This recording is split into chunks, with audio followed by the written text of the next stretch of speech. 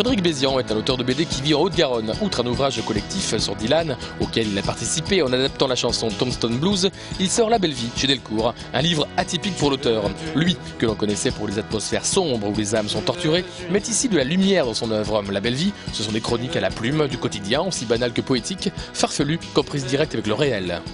C'est moi, au bout d'un moment de, on va dire, 25 ans de fiction pure, j'ai commencé à me dire que je commençais peut-être à décoller un peu de la réalité, quoi. Et que j'avais besoin de m'y replonger pour de bon dedans. D'autant plus que l'idée m'est venue, et j'ai commencé à lire les carnets de Sfar, la version noir et blanc, que j'aimais bien parce que je trouvais ça grouillant, très vivant, très en prise avec un quotidien, et qu'en fait il n'y avait pas besoin, c'est une autre façon de manipuler son cerveau et de le mettre en prise avec la narration, raconter quelque chose qui n'est pas forcément filtré, pas forcément déguisé par la fiction.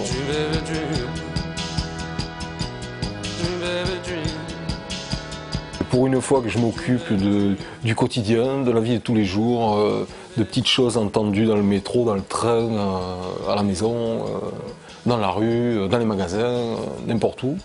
Des vannes avec des mésaventures avec le portable, avec les bagnoles, avec n'importe quoi. On fait des choses, il n'y a qu'à se baisser ou tendre l'oreille pour ramasser. C'est là que j'arrive à faire preuve de légèreté, quoi. Quoique. ça se modère tout ça.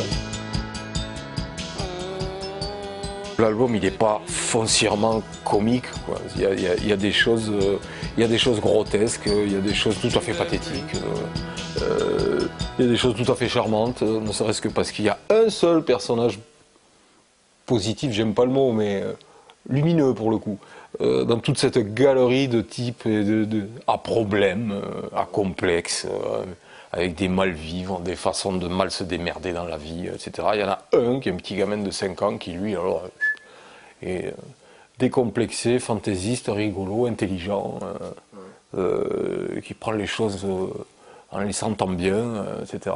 Je me suis amusé avec une espèce de liberté graphique, comme ça. Un jour, Lewis Trondheim, à qui je racontais les prémices du projet, me dit « T'as vu, c'est vachement agréable de dessiner sans cases. » C'est un fait, et en fait j'ai tellement fait exploser les choses que je suis incapable d'exposer des originaux.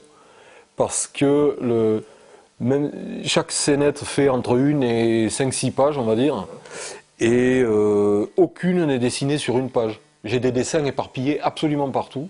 Parfois même j'ai un bout de dessin complété par un autre qui vient sur une autre feuille, et j'ai ramassé tout ça par ordinateur, c'est un vrai puzzle complètement explosé.